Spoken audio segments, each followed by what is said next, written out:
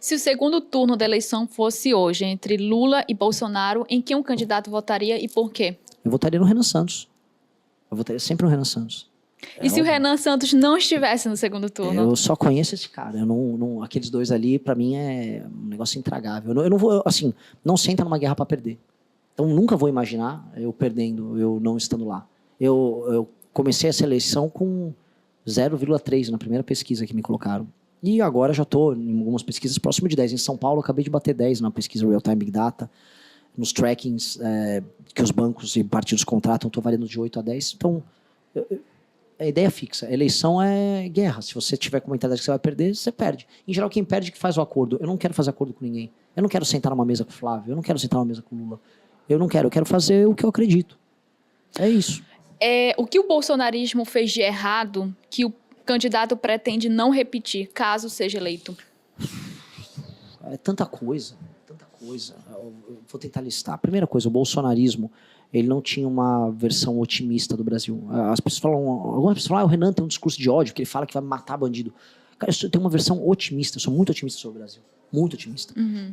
E eu gosto de todas as regiões, eu tenho que entender todas as regiões do Brasil, porque a gente tem que criar uma versão generosa do Brasil. O Bolsonaro não tinha isso. O Bolsonaro tinha uma ideia de uma vingança contra uma esquerda que tinha ficado no poder no Brasil por muito tempo e que calou a geração deles. O Jair é da geração do final do período do regime militar, em que eles se ressentiam da redemocratização. Então ele pegou, especialmente nos eleitores mais velhos, esse sentimento, tipo, essa redemocratização foi entregar o Brasil para esses comunas, e aí era como se fosse uma desforra. Todo mundo que vai para uma mentalidade de desforra não dá certo. Então o modelo já era um modelo ressentido. Segunda coisa, não houve projeto. O Jair, quando assumiu, ele não sabia o que fazer. É igual se me dessem, sei lá, uma Ferrari de Fórmula 1 para eu dirigir. Eu acho lindo, acho sensacional, adoro Fórmula 1. Agora, eu não sabia o que fazer com aquele carro. Iam botar, eu ia bater ele, né, no primeiro minuto. Ele não se preocupou em aprender a dirigir o carro, em aprender a conhecer os detalhes. Então, o Bolsonaro teve um não governo, foi um governo confuso. Tanto que no meio do mandato ele entregou o governo inteiro pro Centrão. E aí você começa a ver escândalo de corrupção, o escândalo do Banco Master cresce ao longo do governo do Bolsonaro. Eu não consigo me espelhar em nada deles. Hoje, claro, o candidato se coloca como oposição ao Bolsonaro, ao bolsonarismo, né, à direita bolsonarista, mas em 2018 houve um apoio à eleição de Bolsonaro, que fez Só no segundo turno. o candidato apoiar o Bolsonaro em 2018. Foi só no segundo turno. A gente já era contrário a ele já na campanha. Na verdade, tem alguns episódios que são bem marcantes pra gente. Em 2017, o Bolsonaro, com um dos seus grandes aliados, o Alexandre Frota, o ator de muitas áreas, Alexandre Frota, eles tentaram roubar nossa marca na justiça. E a Mônica Bergamo da Folha fez uma entrevista com o Jair e perguntou, mas você realmente quer pegar a marca do MBL? Ele falou assim, o Frota me prometeu, se ele quiser me dar, pode me dar, eu só não aceito o beijo na boca dele. Quê? Assim, o Bolsonaro se comportava de uma maneira igual um moleque nessas coisas. Então a gente já não tinha, a nossa relação com ele era péssima.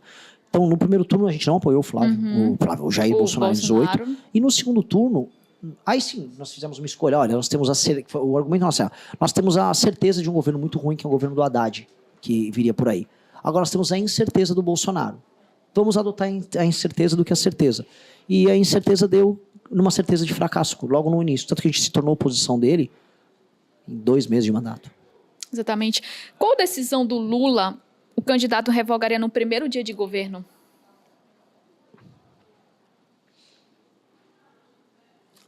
Tem que ver as decisões que vieram por decreto. Alguns decretos na área tributária, decretos envolvendo taxações das mais diversas. Talvez alguns mini... algo que não é um decreto que revogaria, mas uma mudança, uma reorientação na política externa, com certeza. Essas são as primeiras coisas que assim, daria para a gente trabalhar. Existem também alguns decretos e regulamentações de áreas específicas que são portarias de ministérios, que a gente poderia mexer, por exemplo, na área fundiária, porque está tendo muita guerra fundiária, muitas questões que impedem, vamos dizer, que o agricultor consiga trabalhar, que acho que dá para fazer sem ser projeto de lei. Entendo. Qual é a decisão que o candidato tomaria no primeiro dia de governo e que faria metade do Congresso ficar contra você? Olha, eu sou otimista com relação às medidas de combate ao crime organizado. Agora, os de crime de colarinho branco, acho que mais da metade ficaria contra mim, porque vai precisar mexer nisso também. A gente precisa voltar com a prisão em segunda instância. A ideia de que, por exemplo, um político investigado, ele, quando pego e tendo uma prisão decretada já na segunda instância, ele vá para a cadeia. Porque hoje eles se valem, né, das 1000 instâncias, né? Aí ele vai para o STJ, depois ele vai para o STF, aí basta contratar um escritório de algum familiar do STF que ele misteriosamente escapa. Então, eu acho que eles não vão gostar desse projeto, mas é inevitável. O candidato defende a pena de morte e a prisão perpétua no Brasil? Em termos valorativos, eu acho que o Brasil precisa discutir ambos, só que não cabe essa discussão no modelo constitucional nosso, porque elas são cláusula pétrea. Então eu posso ser favorável quantas vezes eu quiser, mas simplesmente não dá. Agora, eu acho que, por exemplo, um estuprador em série, pedófilo em série, esse cara não precisa, nem deve voltar à sociedade. Eu não vou recuperar uma pessoa dessas. Eu não consigo imaginar que nós vamos recuperar uma pessoa dessas. Até porque a vítima nunca vai ser recuperada. Uma mulher que foi abusada, ela não vai se recuperar. E nesse caso, o senhor defenderia a prisão perpétua? Sim, mas criminoso. mesmo isso, infelizmente, a nossa Constituição não permite, nem que eu altere ela, porque ela não é apenas um artigo, são cláusulas pétreas. Aí eu tenho que fazer uma constituinte. Eu acho que o primeiro mandato não dá. O que eu posso é aumentar muito, muito as penas. Agora nós estamos tendo, assim, desculpa fazer, não é nenhuma mudança de assunto, mas isso aqui faz parte, é um alerta, porque agora querem acabar com os hospitais psiquiátricos no Brasil, aí vão soltar figuras como o maníaco do parque, né, que era um violador sexual em série. E, não, vamos soltar porque temos a luta antimanicomial. Essas pessoas têm que ficar presas para sempre, porque os hospitais psiquiátricos, no fundo, você mantém preso de canibais a estupradores em série, a pedófilos que são doentes e que precisam ficar presos. E é uma discussão séria em soltar eles. Na verdade, o mais provável é que essas pessoas sejam soltas. Entendi. E a pena de morte? O candidato defende em quais circunstâncias? Apenas para crimes hediondos com violência extrema e que sejam inequívocos. Ou seja, que não há discussão mais sobre autoria. Por exemplo, é muito claro que esse sujeito cometeu um crime de pedofilia com 4, 5 crianças, matou elas. É inequívoco. Não há uma discussão mais sobre autoria. Há uma discussão sobre dosimetria da pena. Pois bem, tem que entrar na mesa a possibilidade de matar uma figura dessas. Entendi. Agora, são casos especialíssimos e sempre inequívocos. A partir do momento que não há mais nenhuma discussão sobre autoria. Porque, naturalmente, para as pessoas se torna um tema perigoso, e ainda mais num país em que a justiça sempre é instrumentalizada. Portanto, não é uma arma que tem que ser banalizada de maneira alguma. É uma ferramenta que tem para casos especialíssimos, quando não há mais absolutamente nenhuma discussão sobre autoria. Escala 6x1, favor ou contra? A escala em si ou o fim da escala? O fim da escala 6x1, eu não gosto do favor ou projeto, contra? é um projeto populista. Eu acho que nós teremos que ter uma liberalização do regime de trabalho, do mercado de trabalho brasileiro, e a gente percebe que a CLT no modelo atual já não funciona, quando a maior parte das empresas, especialmente na área de serviços, que quem mais contrata, é o setor que mais contrata no Brasil, já contrata as pessoas PJ. As MEIs saíram de 300 mil há 15 anos atrás. Hoje você tem praticamente 20 milhões de pessoas trabalhando como MEI. Essas pessoas trabalhando como MEI não são MEI porque elas são microempreendedoras individuais. Elas têm um emprego e esse é uma espécie de um cambalacho que contratante e contratado precisam fazer para que as pessoas possam trabalhar com segurança. Então o modelo da CLT com a justiça trabalhista, com a altíssima litigância que a gente tem, não funciona. E o problema da escala 6x1, veja, ela é um problema muito urbano. É um problema, no fundo, a gente fala sobre infraestrutura e logística. Eu sou de São Paulo. Uma pessoa que mora na periferia de São Paulo e que vai trabalhar no centro, ela gasta quase 4 horas do dia dela em transporte. 4 horas por dia, vezes 6 dias, a gente está falando em 24 horas só de deslocamento. Naturalmente, a vida dessa pessoa é estressante. A escala 6x1, entretanto, para uma pessoa que mora numa cidade interior que está a 4, 5 minutos do trabalho, ela é diferente. Muitas pessoas preferem, porque elas passam uma parte do dia, elas gastam 1 hora a menos de trabalho por dia, e aí gastam uma manhã no sábado. É uma escolha que alguns setores faziam, e aí era natural. Portanto, essa discussão surge muito em São Paulo e no Rio, da escala 6x1, porque é uma discussão que envolvia muito a questão logística. Isso é um problema de infraestrutura, isso não é nenhum problema de legislação trabalhista. Mas aí qual solução? A solução é a liberalização do mercado de trabalho. Ou seja, nós temos que ter regras mais simples para a contratação das pessoas. A Justiça do Trabalho sair e a gente entregar para a Justiça Civil as relações contratuais entre contratante e contratado, sem penalização mútua, como acontece hoje. E, paralelo a isso, você diminuir a taxação que você tem na folha de pagamento. Ao fazer isso, você cria um parâmetro comum que permite que o Estado arrecade para o INSS, porque a gente tem uma questão previdenciária, que as pessoas dispõem disso, e, do outro lado, não seja punitivo contratar e formalizar as pessoas. O modelo que eu proponho, na verdade, é o modelo que todos os países de terceiro mundo em ascensão adotaram para poder crescer. Foi um modelo que a China adotou, que a Coreia adotou. A Coreia, inclusive, assim, nem tem limite de horas de trabalho. Eles chegaram a ter uma semana de 68 horas. E agora acho que caiu para 50 e poucas horas de trabalho. E a questão da 6x1 é uma questão muito discutida apenas no Brasil. Porque no México teve, no governo de esquerda, bem de esquerda, da Sheinbaum, teve uma redução de 44 para 40 horas, mas sem mexer nos dias trabalhados. Aqui no Brasil você diminuiu o número de dias trabalhados e diminuiu o número de horas. Vai ter um impacto econômico isso colossal. E já está começando a ser sentido em muitos setores. E vai acelerar o processo de automação em vários setores. E o trabalhador irá sentir. Eu estou avisando todo mundo, irá sentir. Porque não se resolve num país que está perdendo produtividade. Ou seja, as pessoas estão tendo que trabalhar mais para conseguir pagar as contas porque elas estão mais pobres e porque o custo de vida aumentou. Você não vai resolver as coisas num passo de mágica. Olha, você vai trabalhar menos e vai ganhar mais. Que é isso que o fim das classes propõe.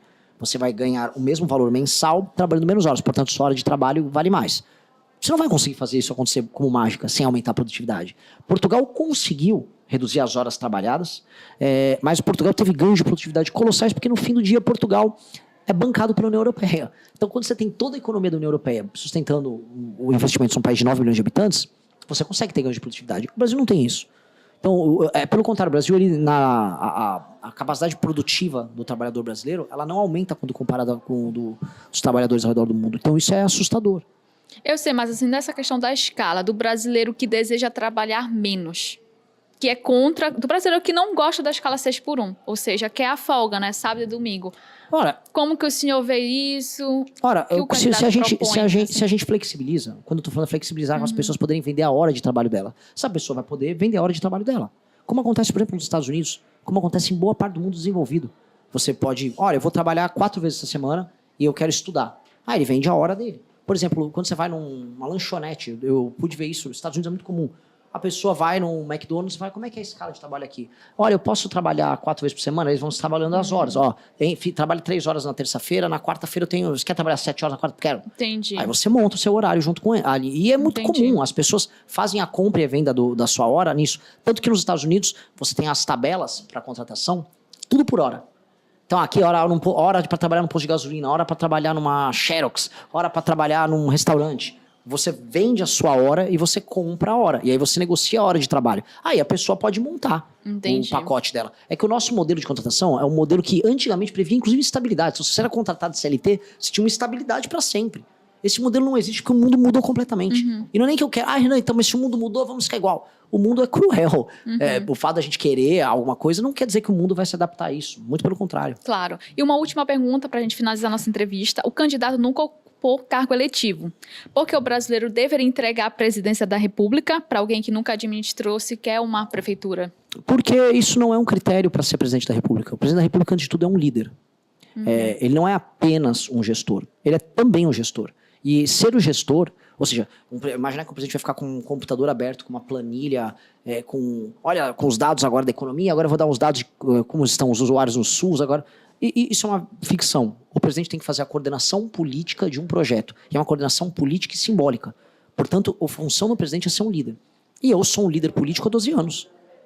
Eu liderei as manifestações de derrubada de Dilma Rousseff, eu fui vice-presidente do comitê de impeachment, eu fundei um partido político. Não fundei apenas um partido político, eu fundei um campo político. O campo político do nem Lula, nem Bolsonaro no Brasil, modéstia à parte, foi eu e meu grupo que fundamos. E fundamos publicando livros, publicando artigos, não só fazendo a parte do barulho nas redes, mas nós temos muitos artigos, nós montamos uma editora, publicamos um livro, formamos milhares de pessoas ao redor do Brasil defendendo as nossas terras, formação mesmo, concurso, treinamento.